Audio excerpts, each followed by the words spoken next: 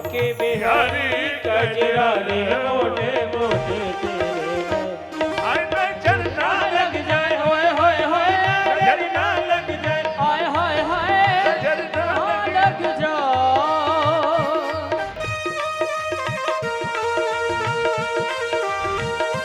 आनंद से भाव से सभी लोग आनंद लीजिए। हरि बोल।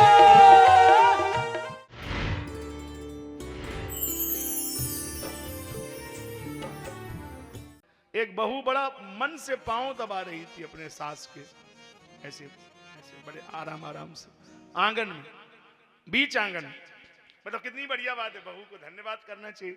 और उसी समय बादल हुआ, जैसे अभी बादल हो रहा है, अब बादल में वो निकला इंद्रधनुष। जानते कि नहीं, ऐसे एक लाइन ऐसी बनती है कभी कभी, तो उसको इंद्रधनुष बोलते। अरे अब वो सास ने बहू से कहा कि ये क्या है। बहू बोली माता जी हमारी जो दादी है ना, वो ये बोलती है कि ये देवताओं के आने जाने की रास्ता है, इसी से देवता आते जाते हैं। उसने लात मारा और बहू नीचे गिर पड़ी चारपाई के। बहुत तेज लात मारा। बहू बोली हमारी गलती क्या है। बोले गलती ये है कि तुम प्रतिदिन मेरे पांव आंगन में क्यों दबाती हो। आज हम समझ गई, तुम ये चाहती हो कि किसी देवता का रथ टूटे तो मेरी छाती पे गिरे। अब देखो है हवा में लड़ाई, कोई मतलब नहीं लड़ाई का। हे परमात्मा का तुम्हारा इरादा है कि कोई देवता का रथ टूटे तो मेरी छाती पे गिरे, तो जहां लड़ना ही है कोई मतलब ही नहीं है साहब। हवा में लड़ाई करना है तो ये क्या मतलब हुआ, ठीक नहीं। अन्न पुराना घी नया, तो ये उचित बात नहीं है। देखो साहब, मैले कपड़े कर्ज सिर घर कलिहार निनार, और नालायक औलाद हो। चौथा नरक है औलाद नालायक हो।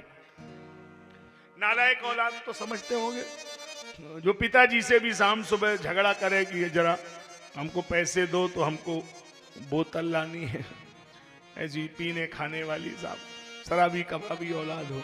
हमने सुंदर कांड में पढ़ा है, हम दुनिया भर की बात आपको नहीं ज्यादा सुनाएंगे, समय नहीं हमारे पास। सुंदर कांड में हमने पढ़ा है कि नरक आपके ही घर में है। अब भगवान नरक में भी भेज दे तो भी ठीक है, लेकिन वो तो सबसे बड़ा नरक है जिसमें घर के लोग इस प्रकार के हों। बरु भलवास नरक करता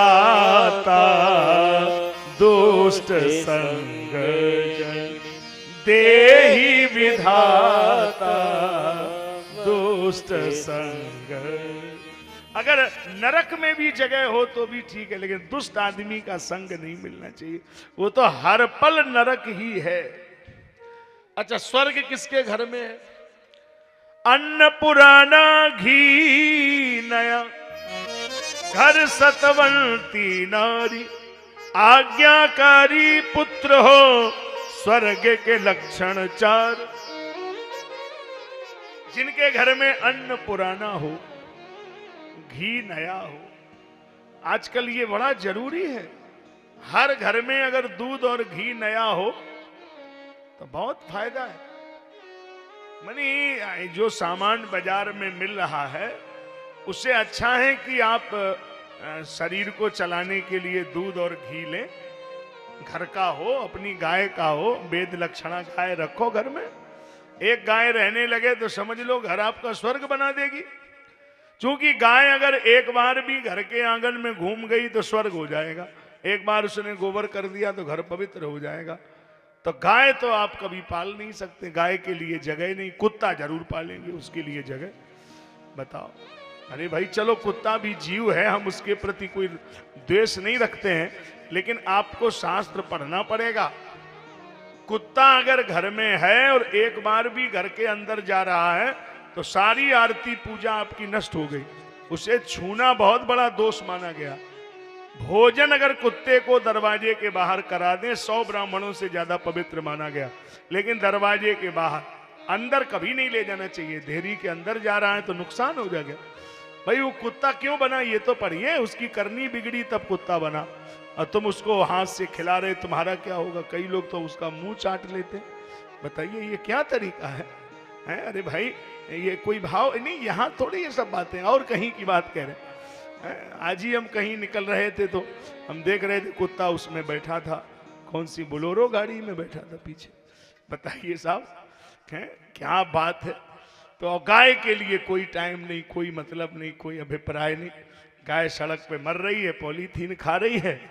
तो यही तो कलिकाल की विडंबना है। हम उन लोगों को बता रहे हैं कि रोज आप चेकिंग कराओ, रोज आप हर दिन जाओ और ब्लड चेक कराइए, लेकिन शुगर में, बीपी में, थायराइड में याद रख लीजिए कि एक गाय जरूर रखिए घर में। तीनों का इलाज है। कुछ भी मत करो, केवल 10 मिनट उसके ऊपर हाथ घुमाते रहिए, आपका ऑटोमेटिक बीपी डाउन रहेगा, शुगर भी ठीक रहेगा। ये दवा है। अभी अमेरिका में देसी गाय मंगाई जा रही है साहब। आप क्या समझ रहे हैं, जहां इतने ताकतवर लोग हैं वहां दवाइयां काम नहीं कर रही हैं, वो पुनः लौट रहे हैं पुरानी पद्धति पर। गाय के ऊपर हाथ घुमाने का मतलब आधी बीमारियां खत्म होगी। एक देसी गाय रखिए, उसका दूध अगर मिल रहा है तो कितना बड़ा आपके जीवन में फायदा करेगा। तो हम लोग ध्यान दें इन चीजों को, पुरानी परंपराओं पे लौटना ही पड़ेगा। पहले गाय का दूध घर में जरूर होता था, गाय का घी होता था, लेकिन अब हम लोग ऐसा ध्यान नहीं दे पा रहे हैं। तो यहाँ स्वर्ग बनाना है तो गाय को घर में रखना है। गौ माता ये भगवान की माता है, जिसके पीछे भगवान पांव पांव पैदल पैदल जंगल जंगल फिरे हो, और वो गाय माँ आज कट रही है, कितना भगवान को कष्ट होता होगा। तो गौ माता के प्रतिभाव रखिए। ये घर में स्वर्ग बनाने की बात कह रहा हूं। अन्न पुराना घी नया, घर सतवंती नारी। और घर में धर्म परायणा देवी हो। धर्म परायणा देवी का मतलब क्या है? कोई बहन बेटी घर में है तो 3 बातें जरूर याद रखे। धीरे चलती हो, धीरे बोलती हो, और जब बोले तो चेहरे पे मुस्कुराहट हो। कभी उनके घर में कलह नहीं हो सकता है। बस ध्यान में रहे, धीरे चले, धीरे बोले, और जब बोले तो चेहरे पे तनाव नहीं होना चाहिए, मुस्कुराहट होना चाहिए। कोई काम जैसे नहीं किया तो ऐसे कह सकते हो, वो आज मैं कर नहीं पाई है, थोड़ी देर में देख लूंगी, कोई बात नहीं। ऐसे बोलोगी कोई घर में कलह नहीं होगा। और जब आप ऐसे बोलेंगी तो कलह जरूर होगा। किसकी हिम्मत है? नहीं, ऐसे यहाँ की बात नहीं कह रहे, मतलब ऐसे आकड़ के बोलेगी तो कलह हो, ये गलत बात है। ऐसे नहीं, अरे नहीं, विनम्रता तो करो, सरलता तो रखो, सहज भाव में उत्तर तो दो। दोनों पक्ष में सुधार होना चाहिए। आप भी सुधार करें, दूसरा भी सुधार करे। मैं किसी के घर में ठहरा था, बताना नहीं चाहिए, नहीं किसी कोई हमें घर में नहीं ठहराएगा आगे चल के, तो इसलिए हम ये बात नहीं बता सकते कि वो कोई माता बड़ा जोर जोर बात कर रही थी, स्पीकर खुला था, हम रुके हुए थे ऊपर तो सुन रहे थे। अब सुना दे रहा हूँ, सुन लीजिए, आप नाम किसी का नहीं लेंगे। वो ऐसे अपने किसी सहेली से बात कर रही थी, वो सुन लिया मैंने, इसलिए बोल रहा हूँ आपको। सहेली से कह रही थी कि मैं तो बड़ा तुम्हारा इंतजार किया और बेटी की शादी में भी नहीं आई, बेटा की शादी में नहीं आई, लेकिन जरूर आना। मैं बहुत भगवान का धन्यवाद है, बड़ा गुरु जी का आशीर्वाद है। बेटी मेरी बहुत बड़े घर में पहुंच गई, बहुत ही सुखी है। बेटी को लेके हम बड़ा आनंदित हैं। बेटी हमारी 9 बजे जगह, 10 बजे जगह, कोई कुछ कह सुन नहीं सकता है, कोई नहीं बोलता बिल्कुल उसको। दमाद जी चाय बनाते, बहुत अच्छा दमाद मिला। बहू बहुत हमारी खराब आई है, 6 बजे सो के जगती है, भगवान ऐसी बहू किसी को ना दे। अब बेटी हमारी 9 बजे जगती है, दमाद चाय बनाती। मैं वो कह रहा हूं कि जो बड़ा शर्म की बात है, हंसने में मत सोचिए कि देश के लिए दुर्भाग्य का विषय हो रहा है। हर माता बहन बेटी यही चाहती है कि बेटी हमारी ऐसे घर में जाए जहां दामाद ही चाय बना के दे, लेकिन बहू ऐसी आए जो 24 घंटे मेरे घर में नौकरानी की तरह लगी रहे। आप अपनी बेटी को संस्कार नहीं देना चाहते, कहां से होगा? ये बड़ी विडंबना हो रही है पूरे समाज में। कोई अपनी बेटी के लिए दूसरा मानक है, दूसरी की बेटी के लिए दूसरा मानक है। जब तुम अपनी बेटी से को नहीं समझा पा रहे हो तो ये क्या गलत बात है ना।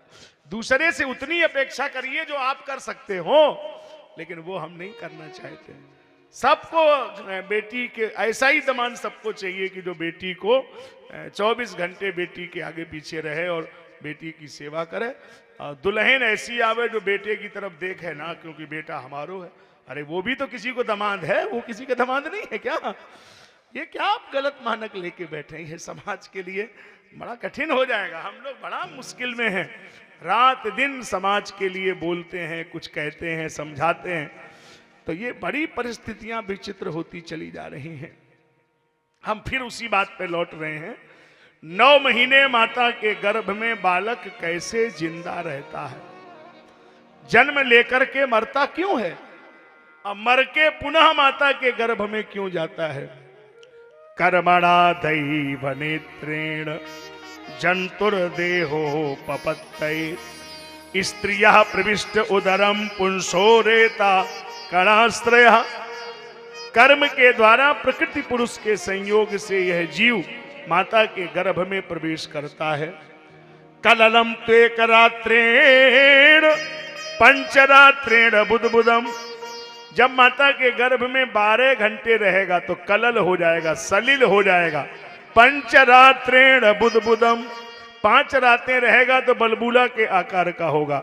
दशाहेन तु करकंधु, जब 10 रातें माता के गर्भ में रहेगा तो बेर की गुठली जितना इसका वजन होगा। मासेन तु सिरो, जो बच्चे स्टडी कर रहे हैं मेडिकल साइंस में वो इसको समझे, पूरी बात बता रहा हूं उनको। मासेन तु सिरो, 1 महीने में सबसे पहले सिर निकलता है। द्वाभ्याम बाह्यंग्या अंग विग्रह, दूसरे महीने में हाथ पैर आंख नाक कान मुंह बन जाता है, ये दूसरे महीने में। फिर नखलोमास्ति चर्माणी लिंगस छिद्रो भवस्त्र भी, तीसरे महीने में नाखून रोए स्त्री पुरुष का चिन्हादि बन जाता है। चतुर्भी धातवा सप्तई पंचभी क्षुत्रयद भवा, चौथे महीने में 7 धातुएं बलिष्ठ हो जाती हैं। पंचभी क्षुत्रयद भवा, 5वें में प्राणीनामा काम करने लगता है, भूख लगती है, प्यास लगती है और अघोर नरक भोगता है, क्योंकि उल्टा लटका हुआ है। माता का मलमूत्र साफ, क्या हालत है इस जीव की सोचो। और फिर उसी में लटका हुआ जीव भगवान से मन ही मन प्रार्थना करता है, एक बार इस नरक से निकाल दो। ऐसा कोई कर्म नहीं करेंगे कि फिर माता के गर्भ में आना पड़े। तो फिर प्रसूतिका वायु ने 9 महीने 10 दिन के बाद धक्का मारा, माता के गर्भ के बाहर गिर पड़ा और जैसी संसार के संपर्क में आया तो भूमि परत भाधावर पानी,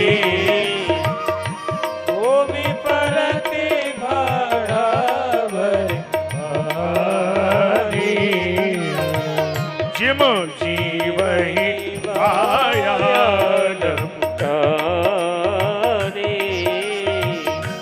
जिम जीवहि माया पुटानी,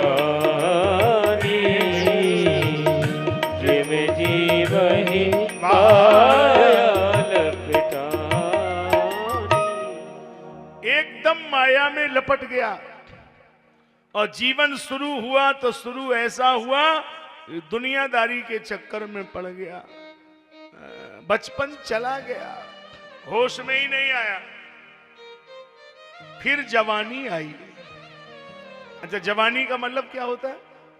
जो जाकर के कभी ना आए उसका नाम जवानी, और जो आकर के कभी न जाए वो बुढ़ापे की कहानी। जवानी जाकर के आती नहीं है और बुढ़ापा आकर के जाता नहीं है। एक बार आया तो लेके ही जाएगा, और जवानी गई तो दोबारा मिलने वाली नहीं है। तो जवानी जा रही है और बुढ़ापा आ रहा है। और याद कर लेना, ये भगवान को याद करने के जो दिन हैं वो केवल आपका समय 49 49 तक है ना, और 49 के बाद टर्न बदलना पड़ेगा आपको। भजन पूजा आराधना साधना जो कुछ करनी है, ये मैक्सिमम टाइम दे रहा हूं आपको, इसमें भगवान की आराधना करो। है? कहां से शुरू करोगे? 19, और कहां तक जाओगे? 48। अब आप कहेंगे ये कौन सा गणित आप बता रहे? 19 से 48 का क्या मतलब? 19 से 48 तक आप कोई भी संख्या बोलेंगे उसमें भगवान का नाम है। जो बोलते जाओ, 19, 20, 20, 21, 21, 22, 23, 24, 25, 48 तक चले जाओ। और 48 तक नहीं होश में आए तो भगवान ने कहा कि अब गड़बड़ है। 50 के बाद भगवान ने इशारा किया कि अब 50 के बाद घर छोड़ दो। कहां जाना है? बोले 51, 1, 52, घर में नहीं, 1, 53, 13पन घर में रहने का नहीं, 54, 1। इशारा देखो ना, उम्र का खेल तो देखो साहब।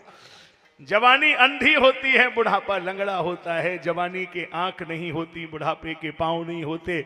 जवानी देख नहीं सकती, बुढ़ापा कर नहीं सकता। एक जगह आग लगी है, 2 जल रहे हैं, एक लंगड़ा एक अंधा। अंधे से पूछा तुम क्यों जल रहे हो? बोला मैं देख नहीं सकता। लंगड़े से पूछा तुम क्यों जल रहे हो? बोला मैं भाग नहीं सकता।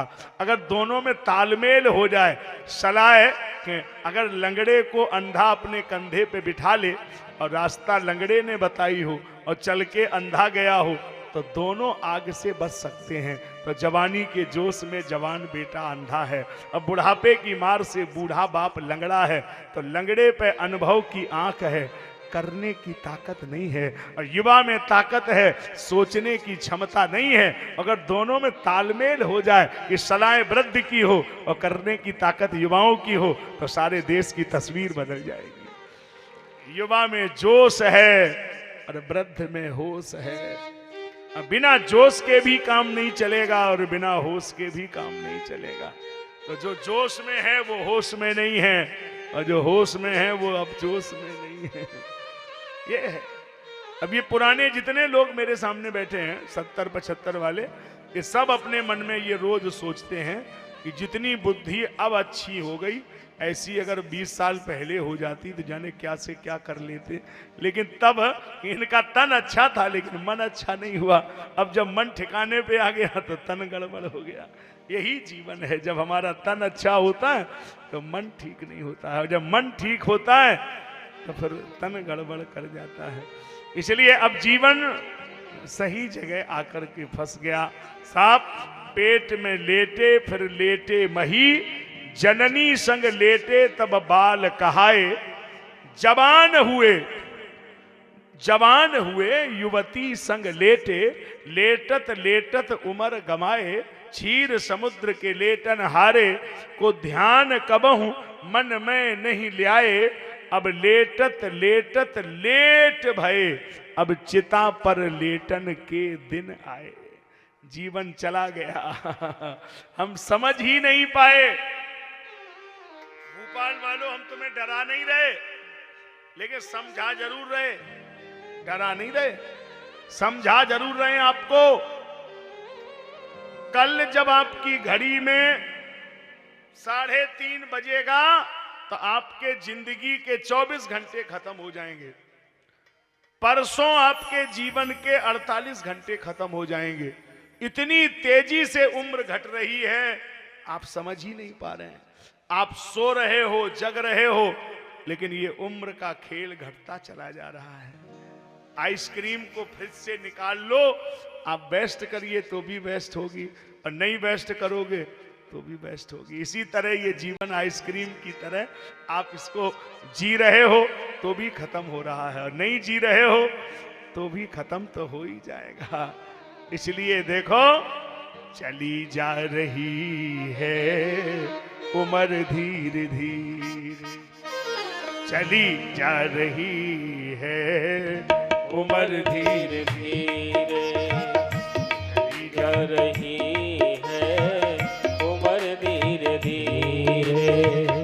चली जा रही है उम्र धीरे धीरे, चली जा रही है उम्र धीरे धीरे।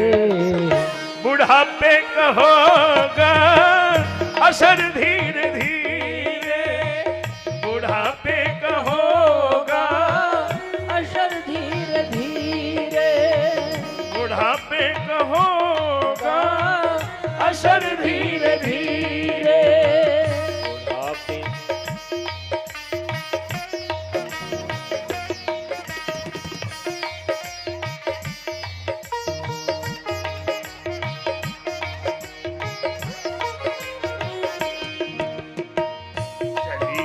रही है उम्र धीरे धीरे चली जा रही है उम्र धीरे धीरे बुढ़ापे का होगा असर धीरे धीरे बुढ़ापे का होगा असर धीरे धीरे बुढ़ापे का होगा असर धीरे धीरे बुढ़ापे का होगा असर धीरे धीरे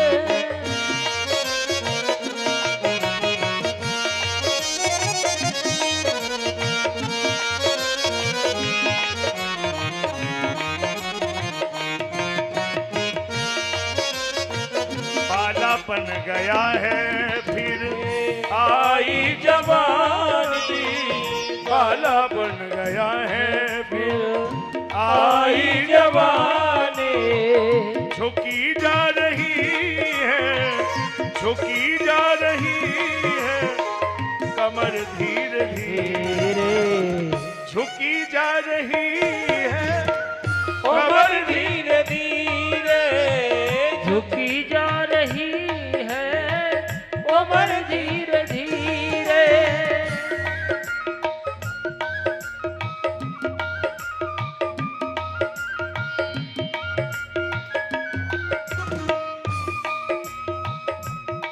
चली जा रही है उम्र धीरे धीरे चली जा रही है उम्र धीरे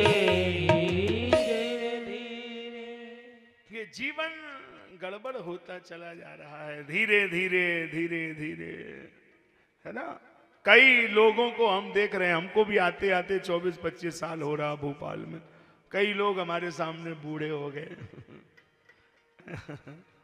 नहीं वो जीवन की प्रक्रिया है उसको कोई रोक नहीं सकता ना तो बात जीवन की ये है कि आज कपिल भगवान ने माता को ज्ञान दिया कपिलाश्रम की ओर चले गए अब माता ने सिद्धिदा नदी पर शरीर का त्याग किया ये आप इसलिए जान लो कि माता जी का जो गया करना है वो सिद्धपुर में ही करना है सिद्धिदा नदी पर ही करना है इसे मातृ गया बोलते हैं तो पिताजी का तो हम बिहार में कर देते हैं माता जी का नहीं करते हैं मातृ गया बिहार में नहीं है ये गुजरात में है जब आप कभी जाएंगे जयपुर से अहमदाबाद के लिए तो आप जब माउंट आबू रूट से जाएंगे ट्रेन गुजरेगी तो मिलेगा सिद्धपुर यहाँ सिद्धिदा नाम की नदी बहती है वहां पर मातृ गया होती है माता का गया करना चाहिए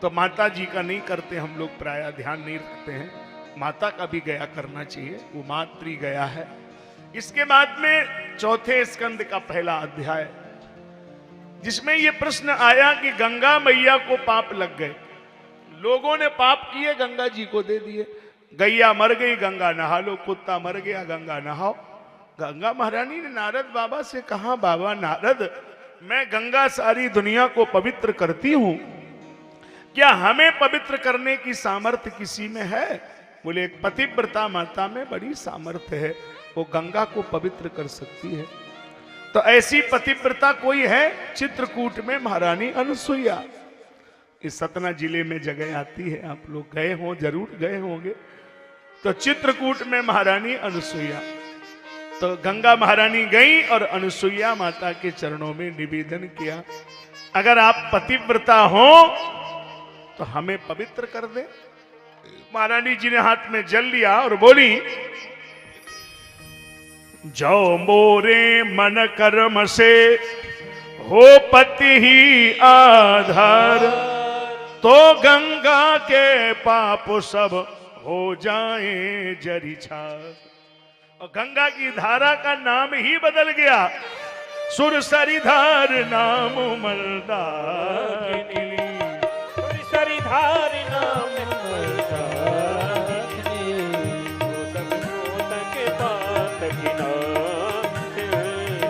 सब बोधक पातक दासनी सो सब बोधक पातक दासनी सो सब पोतक पातक रागिनी सुरसरी धारणा में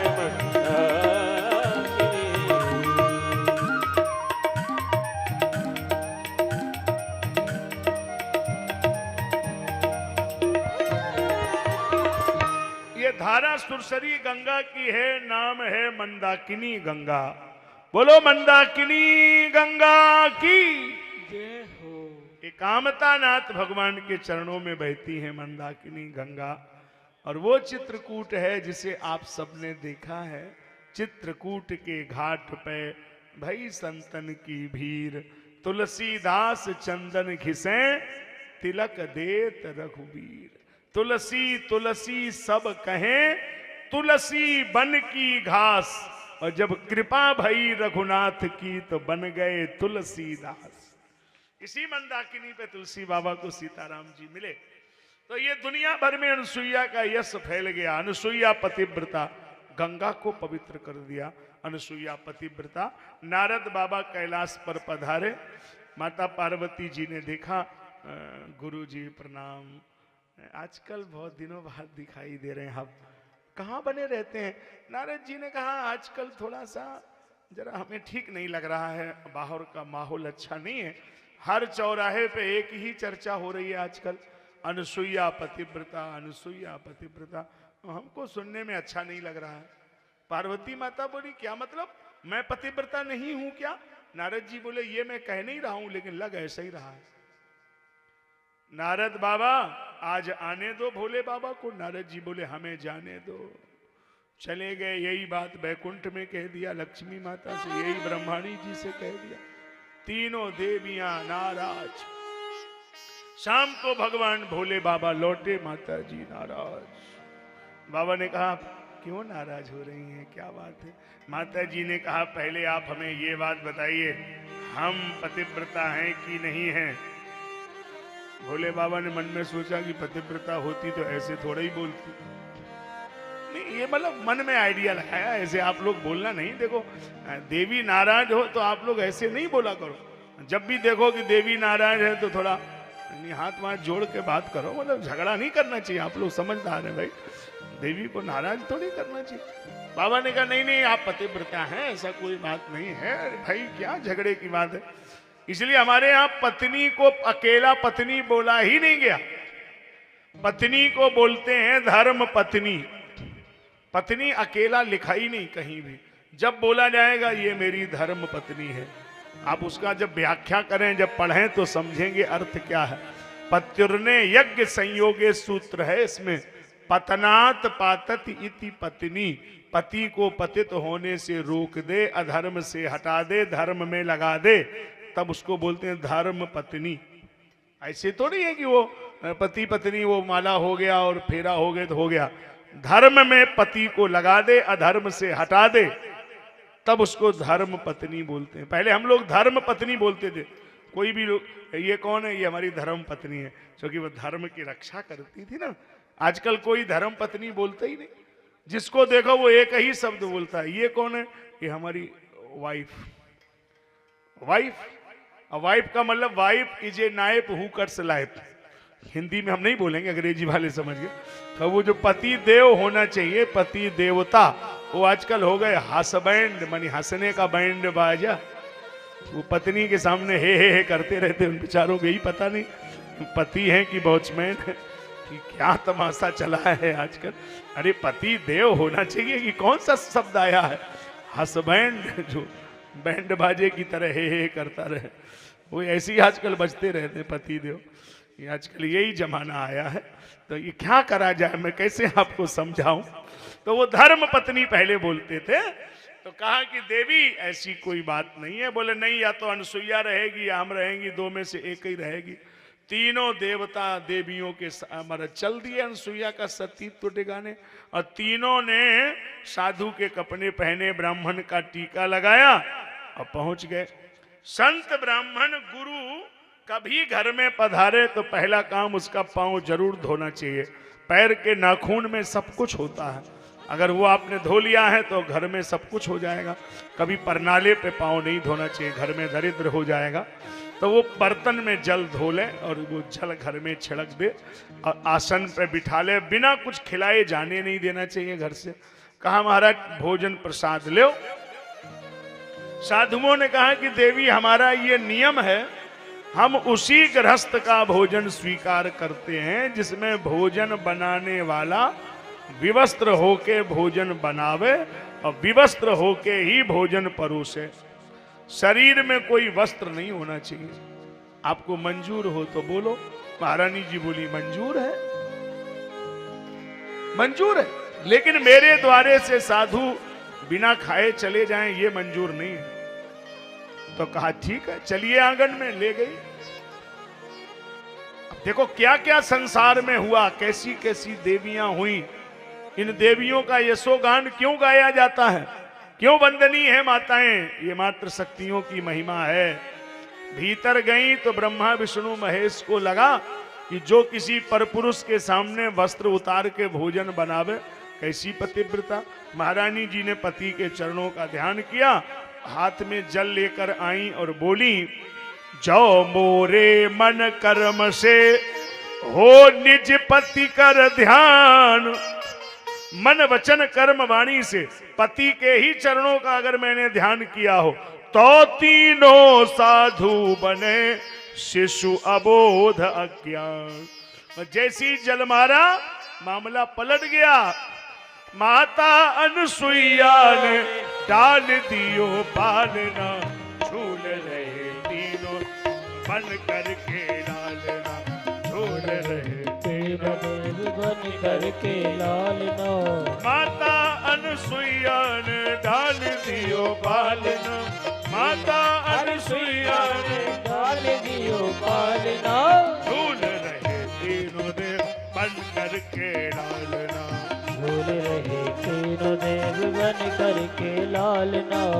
मेरे घर आए मुझे देने बड़ाई, मेरे घर आए मुझे देने बड़ाई, मेरे घर आए मोल देने बड़ाई, मेरे घर आए आज देने बड़ाई। भूल गए सारी ठकुराई, भूल गए आज अपनी सारी ठकुराई। भारत की नारियों से, भारत की नारियों के आज हुआ सामना, भूल रहे तीनों देव बन करके लालना। भारत की नारियों से, भारत की नारियों से आज हुआ सामना, झूल रहे तीनों देव बन करके लालना, झूल रहे तीनों देव बन करके लालना। माता अनसुईया ने डाल दियो पालना, माता अनसुईया ने डाल दियो पालना, झूल रहे तीनों देव बन करके, झूल रहे तीनों देव बन करके लालना। मारे खुशी की वो फूली ना समाती है, मारे खुशी के मैया फूली ना समाती, मारे खुशी के मैया फूली ना समाती है। गोदी में लेती कभी पालना झुलाती है, गोदी में लेती कभी पालना झुलाती, गोदी में लेती कभी पालना झुलाती है। कौन करे इनके ये, कौन करे माता के भाग्य की सराहना, झूल रहे बन करके लालना, झूल रहे तीनों देव बन करके लालना। माता अनसुईया ने डाल दियो पालना, माता अनसुईया ने डाल दियो पालना, झूल रहे तीनों देव बन करके लालना, झूल रहे तीनों देव बन करके लालना।